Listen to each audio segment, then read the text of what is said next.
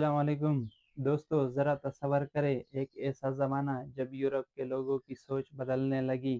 لوگ صرف مذہب تک محدود نہیں رہے بلکہ انہوں نے علم، خوبصورتی، آرٹس اور انسان کی صلاحیتوں کو بھی اہمیت دینا شروع کیا۔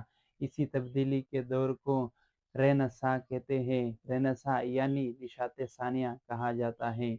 تو آج کی اس ویڈیو میں ہم رینساں ٹائم پیریڈ کو سمجھیں گے۔ اس ٹائم کی جو لٹریچر کے جو کریکٹرسٹکس تھے اس پہ بھی بات کریں گے، اور پرومیننٹس رائٹر اور ان کے ورک کو بھی ڈسکس کریں گے۔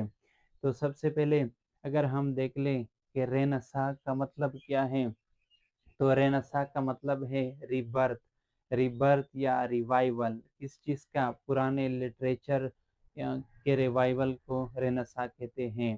رینساں جو ہے یہ ایک سوشل، پولیٹیکل، کلچرل اور لٹریری موومنٹ ہے جو کہ 14 سینچری میں اس کی شروعات اٹلی سے شروع ہوتی ہے، اور وہ آہستہ آہستہ پورے یورپ میں پھیلنے لگتا ہے۔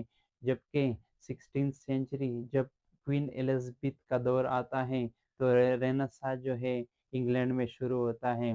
تو اب ہم سمجھیں گے کہ ریبرتھ کس چیز کا تھا۔ ریبرتھ جو تھا، ریبرتھ یا ریوائول، یہ پرانے کلاسیکل گریک اور لیٹن جو لٹریچر تھا، یا رومن جو لٹریچر تھا، ان کے ریوائول کو رینساں کہتے ہیں۔ تو اسی ٹائم پیریڈ میں جو رائٹر کا جو فوکس تھا وہ ہیومنزم تھا، ہیومن سینٹرڈ تھا۔ جبکہ اس کے بعد جو ٹائم پیریڈ آتا ہے اس میں لوگوں کی سوچ اسپریچولیٹی، فیٹ، ان چیزوں کی طرف ڈائیورٹ ہوتی ہے۔ پائرز جو تھے ان کا فوکس مذہب پہ تھا۔ جبکہ 15 اور 16 سینچری میں اس رینساں کے ٹائم پیریڈ میں رائٹرز اور لوگوں کی جو سوچ تھی وہ ہیومن سینٹرڈ ہو گئی۔ لوگ جو تھے ان کا ٹوٹل فوکس مذہب میں نہیں تھا، انہوں نے سوچ جو تھی وہ ہیومنزم کی طرف ڈائیورٹ کی۔ لوگ جو تھے وہ سیکولر بننے لگ گئے۔ سیکولر کا مطلب ہے دنیاوی۔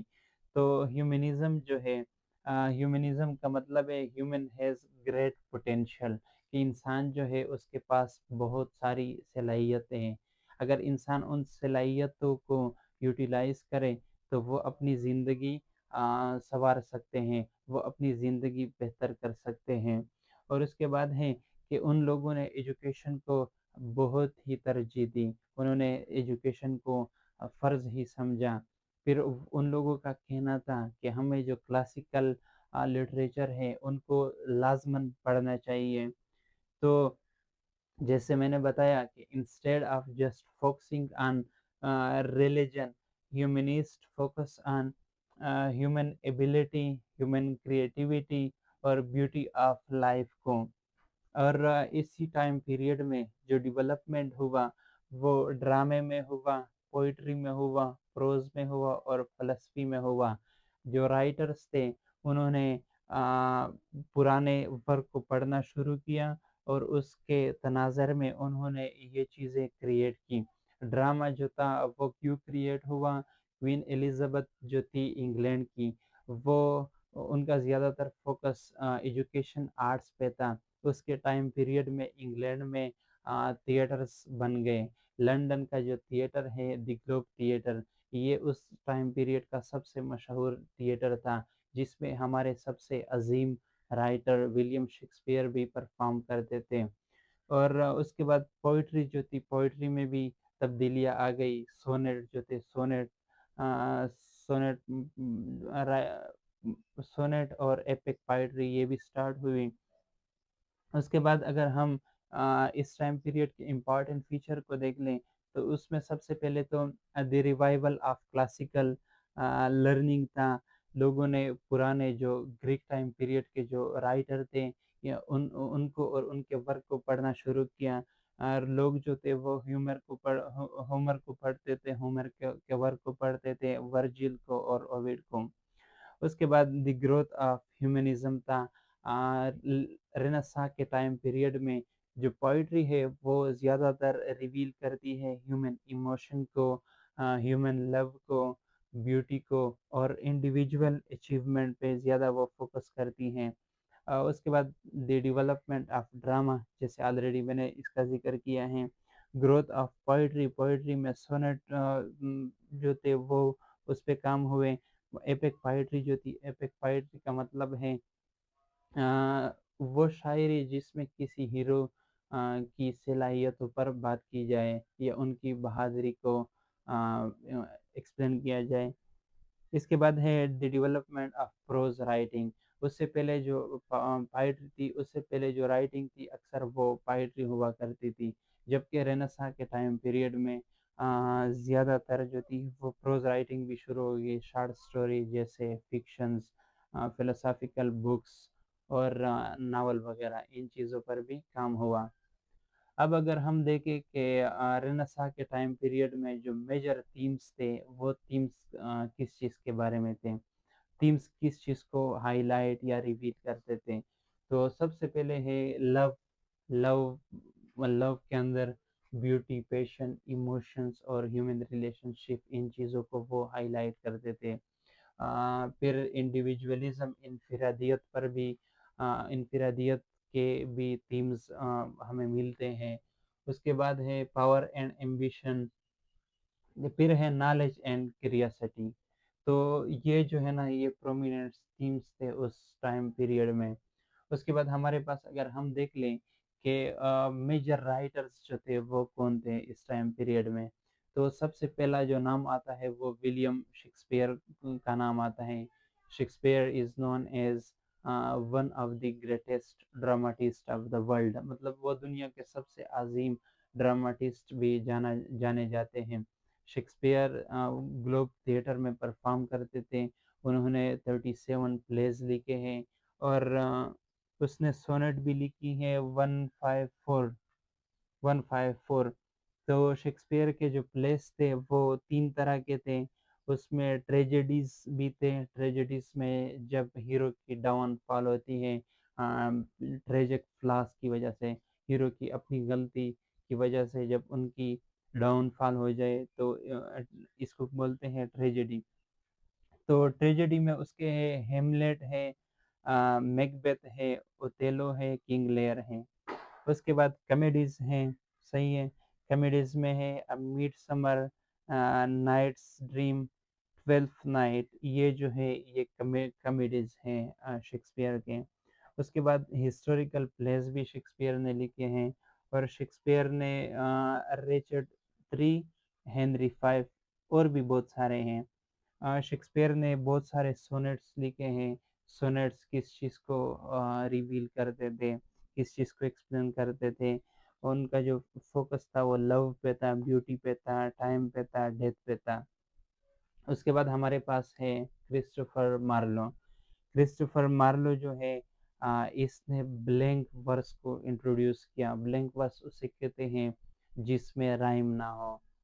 تو کرسٹوفر مارلو جو ہے یہ شیکسپیئر سے پہلے وہ پلے پرفارم کرتے تھے۔ تو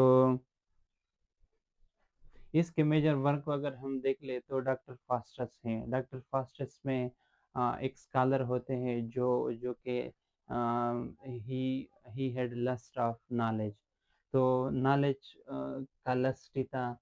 پھر اس نے اپنا جو سول تھا وہ ایک ڈیول کو سولڈ کیا، اس پہ بیچ دیا، جس کا نام تھا میفیسٹوفیلس، صحیح ہے۔ اس کے بدلے میں اس نے ریسیو کیا میجیکل پاور کو 24 سال تک۔ بہرحال یہ جو پلے ہے یہ آپ خود پڑھ لیں، اور یہ پلے جو ہے یہ ایمبیشن، ہیومن کیریاسٹی اور کانسیکوینسز آف گریڈ، ان تھیمز پہ یہ مشتمل ہیں۔ اس کے بعد ہمارے پاس ہے، اس نے لکھا ہے ٹمبر لائن دی گریٹ، صحیح ہے۔ This play was about the great powerful conqueror, جس میں اس کے تھیمز ہے extreme ambition and desire for power. تو کرسٹوفر مارلو کے بارے میں چند پوائنٹس ہیں جو کہ بہت امپارٹنٹ ہے۔ اس میں یہ ہے کہ he was the pioneer of English tragedy, اس نے انٹروڈیوس کیا بلینک ورس کو، ہیروز ایمبیشن اینڈ پاورفل، مطلب یہ چیزیں جو تھیں اس کے رائٹنگ کا حصہ تھیں۔ اس کے بعد ہمارے پاس ہے ایڈمن اسپینسر۔ ان سارے جو رائٹر ہے ان کا تقریباً ٹائم پیریڈ جو ہے یہ سیم آتا ہے، سیم اس لیے ہے کہ کوئین ایلزابتھ کے دور میں لٹریچر کو بہت زیادہ پروموٹ کیا گیا تھا، اسی لیے یہ جو رائٹر ہیں، یہ جو عظیم رائٹر کریٹ ہوئے ہیں تو وہ اسی ٹائم پیریڈ میں ہوئے تھے، سوری۔ تو ایڈمنڈ اسپینسر کو کہتے ہیں دا پوئٹس پوئٹ، یہ اس پہ اکثر ایم سی کیوز آتے ہیں۔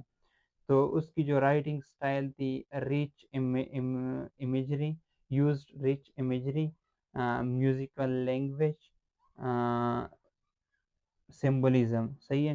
اس کا جو پرومیننٹ ورک ہے وہ ہے دی فائری کوئین، صحیح ہے، ایک لانگ ایپک پوئم ہے ٹو ہونر کوئین ایلزابتھ۔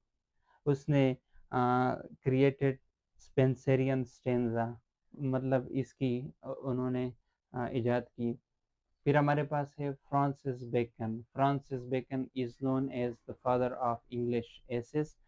وہ انگلش ایسے کو لکھتے تھے جس میں روزمرہ لائف کی جو مسائل ہیں یا جو پرابلمس ہیں وہ ہائی لائٹ کرتے تھے، اور اس کے جو ایسے ہے وہ ہے of truth, of studies, of marriages, اس طرح کے ٹائٹل اس نے دیے ہوئے۔ پھر جو فرانسس بیکن تھے وہ ایک چیز استعمال کرتے تھے جس کو ایفوریزم کہتے ہیں۔ ایفوریزم جو ہے یہ مطلب آپ ایک لٹریری جانرا ہی سمجھے، صحیح ہے۔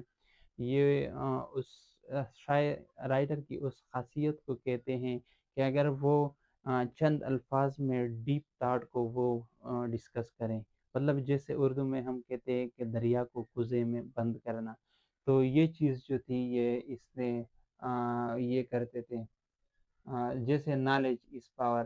اب یہ سینٹینس جو ہے سمپل ہے بٹ اس میں بہت فلسفی ہے کہ نالج کیسے پاورفل ہے۔ اس پہ اگر بندہ لکھنا شروع کر دے تو بہت ساری چیزیں لکھ سکتے ہیں۔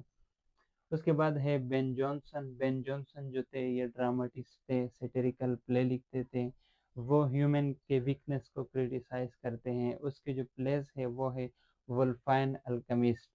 پھر اس کے بعد ہمارے پاس ہے جان ملٹن۔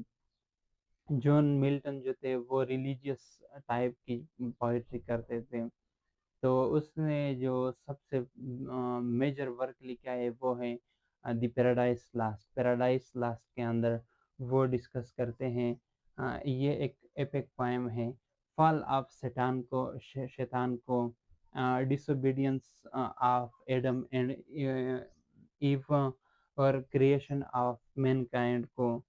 تو اس کے جو تھیمس ہے وہ ہے فری ویل یا گڈ ورسز ایول۔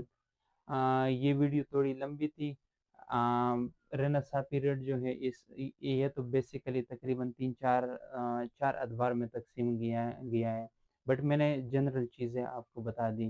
آپ کے انشاءاللہ most of the M C Qs جو ہے نا وہ اسی میں کور ہو جائیں گے۔ تو thank you for watching this video. اگر آپ کو پسند آئی تو kindly like the video and subscribe the channel. Thank you.